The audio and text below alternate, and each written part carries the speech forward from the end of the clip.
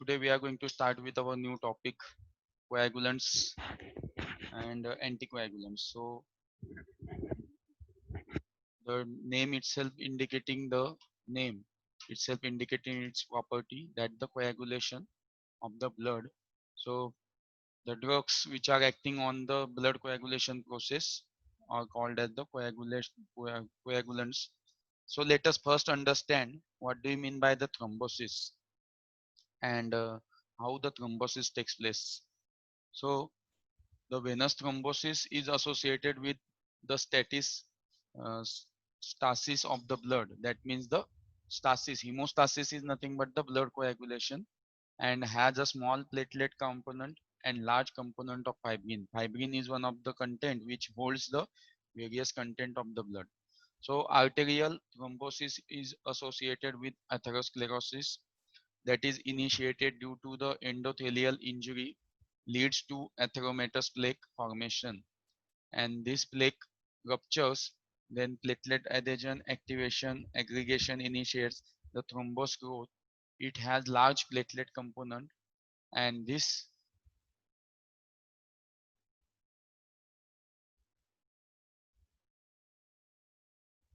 arterial thrombus may break away and emboli form leads to ischemia and infarction.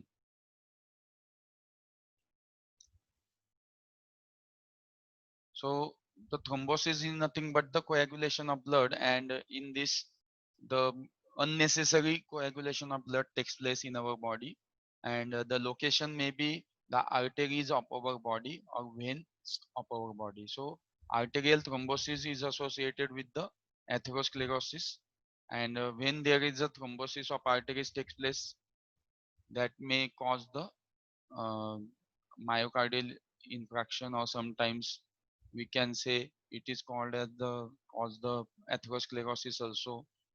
Hmm? So all these things can occur due to the arterial thrombosis.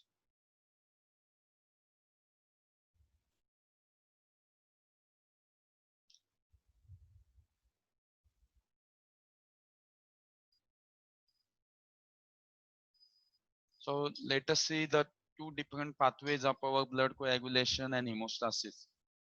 So there are basically two pathways involved in our blood coagulation: the intrinsic pathway and extrinsic pathway. So intrinsic pathway get initiated due to the blood vessel injury, and extrinsic pathway initiated due to the tissue injury. So that is the difference here that we have to understand. Whenever internal blood vessel injury occurs or endothelium of the blood vessel get injured, the coagulation process takes place by this intrinsic pathway. And if you are having a tissue injury, means from external cut from outside to your body, that is causing the tissue injury, and this extrinsic pathway get enforced for the coagulation process. So these are nothing but the two different pathways involved in the coagulation of blood, and these are the different factors which are involved in the coagulation process of the blood. So in the intrinsic pathway you can see the factors 12, then 12a, then 11, then 11a, then 9 9a, then 10 10a, and the calcium is one of the important factor in that also, where it is going to uh, initiate or increase the speed of this intrinsic pathway. Later on, this intrinsic pathway commonly takes place in a formation of the thrombin, and this thrombin carries the conversion of fibrinogen to fibrin insoluble, and this fibrin that we have seen previous slide, that fibrin is one of the component of the thrombus of the arteries, and which holds the components of the different components of the blood and forms the thrombus and can cause the different clots in our blood and may lead to the atherosclerosis also.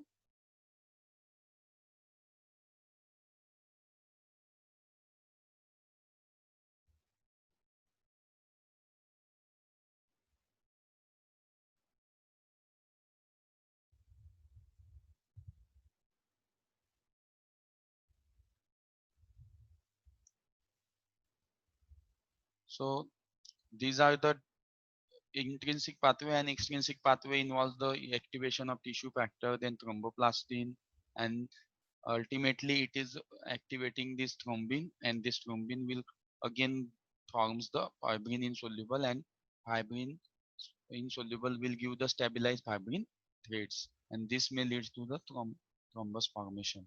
So let us see, the focus of our today's lecture is the coagulants.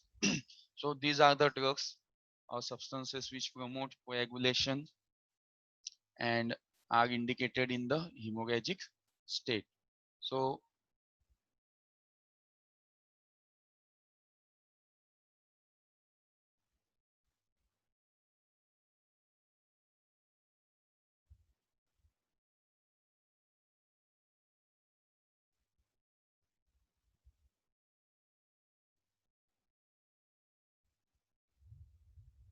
the classification involves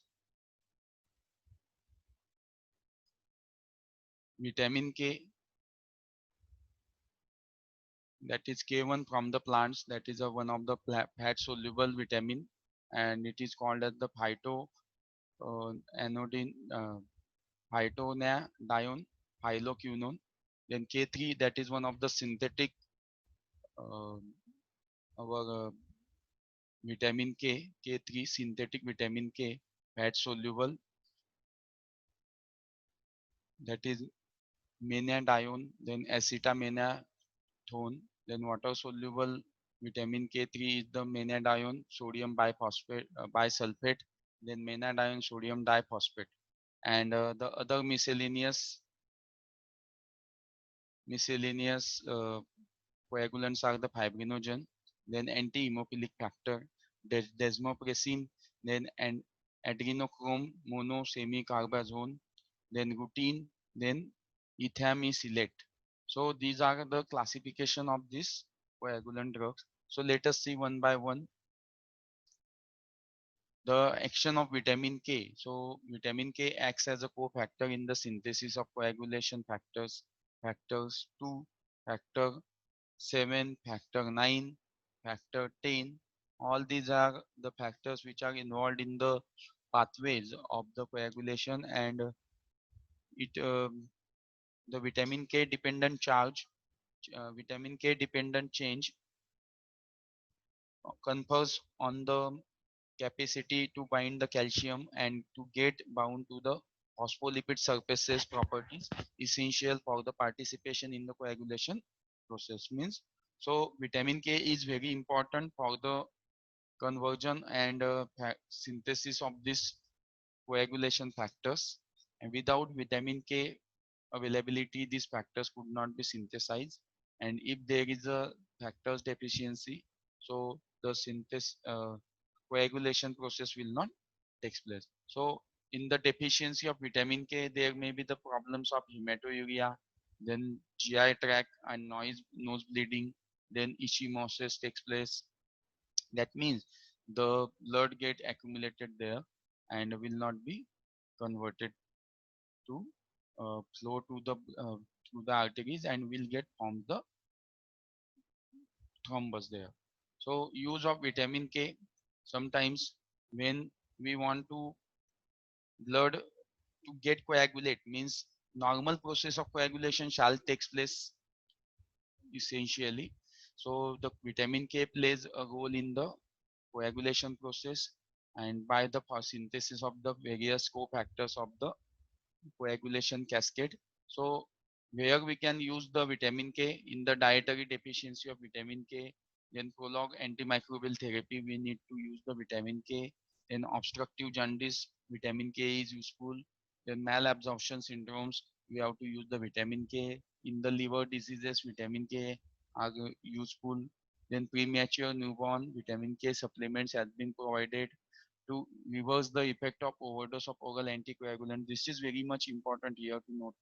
Means when we are taking the oral anticoagulants, means which are preventing the coagulation process and stops the coagulation process. So that we have to reverse this process by using the vitamin K. Means due to the anticoagulants, the blood coagulation process inhibited.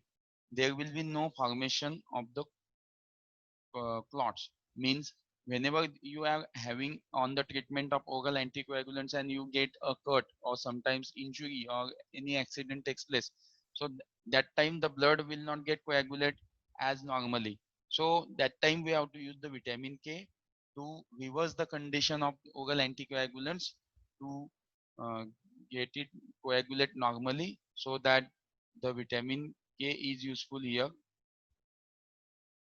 The prolonged high dose salicylate therapy. That means salicylate means the aspirin or paracetamol. So whenever we are on the treatment of this aspirin, prolonged high dose, so that time there is a blood coagulation problem occurs. So in that persons we have to use the vitamin K therapy to normalize the process of blood coagulation in the patient. So these are the uses of vitamin K as a coagulant. So let us see the mechanism of action of vitamin K here. So as we have considered and know about the vitamin K is useful in the synthesis of these factors. So these factors when they get converted, so D-carboxyprothrombin or factors 7, 9 and 10 shall to be converted to prothrombin. So this conversion is done by the vitamin K hydroquinone, and this vitamin K hydroquinone act as a catalyst here to for the conversion of decarboxyprothrombin to prothrombin, and vitamin K act as a catalyst to convert this process, and then later this hydroquinone get converted to vitamin K epoxide, then vitamin K epoxide later again get converted to hydroquinone by the action of NADH, and this takes place blocked by this conversion is blocked by the oral anticoagulant. So we have to take care about this, that when we are taking the vitamin K, this is the mechanism of action. Vitamin K is essential in the conversion of decarboxyprothrombin to prothrombin. So ये डिकार्बोक्सीप्रोथ्रोम्बिन prothrombin को convert होता है और ये prothrombin आगे जाके blood coagulation का fibrin insoluble formation करता है और फाइब्रिन इनसोल्युबल फॉर्मेशन जो है वो ब्लड को कोएगुलेट करने का काम करता है. So this you have to understand here the mechanism of action of vitamin K. Then miscellaneous coagulants are here. The miscellaneous means these are not having any classes, but they are singly useful in the formation of in the process of coagulation of blood in the human being. So fibrinogen fraction from of the human plasma is employed to control bleeding in hemophilia and anti-hemophilic globulin deficiency and acute fibrinogenemic states. A 0.5 gram intravenous infusion is given. Means when we are using the coagulants, whenever there is a problem of hemophilia, then the patient is suffering from the bleeding problems, then we have to use the coagulants for the treatment, for the conversion of this uh, blood to the coagulation. Means to stop the bleeding we have to use this fibrinogen which is obtained from the human plasma, and we can use it for controlling the bleeding disorders like hemophilia. Then the second is the anti-hemophilic factor. It concentrated human anti-hemophilic globulin prepared from the pooled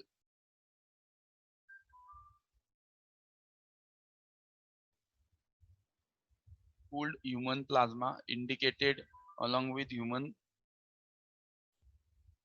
fibrinogen is hemophilia and anti-hemophilic deficiency. Globulin deficiency highly effective in control bleeding episodes, but action is short acting, and it is lasting for the 1 to 2 days only. So dose is about 5 to 10 units, 5 to 10 units per kg by intravenous infusion repeated 6 to 12 hours. So this is anti-hemophilic factor which is prepared from the collected blood and from the blood banks. Then desmopressin can be used as a coagulant.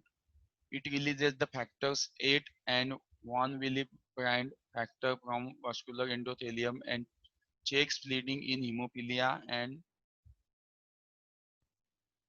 1 Willebrand's disease. Then adrenochrome monosemicarbazole. It is believed to reduce the capillary fragility and control oozing from the raw surfaces and prevent microvessel bleeding. And this is given in the dose of 1 to 5 milligram orally intramuscularly. So this adrenochrome monosemicarbazole is also one of the miscellaneous coagulant that is useful in the bleeding disorders. Then rutin is one of the herbal uh, content which is obtained from the plant sources. It is a plant glycoside to reduce the capillary bleeding, and dose is up to 60 milligram oral, and it is efficacy is uncertain, means it is not tested, but it is useful as a coagulant. Then ethamsilate is one of the coagulant. It reduces capillary bleeding when platelets are adequate, probably exerts antihydroluronidase action, improves the capillary wall stability but does not stabilize fibrin, and in the prevention and treatment of capillary bleeding in menorrhagia after abortion, then PPH, epistaxis, then melena, hematuria after tooth extraction, the ethamsalate can be useful. Then the doses is about 250 to 500 milligram TDS orally or intravenously. Then sometimes local hemostatics are also useful, like astringents, then vasoconstrictors, then thrombin, then fibrin, then gelatin foam, then calcium alginate, then oxidized cellulose and Russell's viper venom. Local hemostatics can be useful in the as a coagulants for the prevention of bleeding from the blood vessels. So this is the all about our coagulant. So today we will stop here.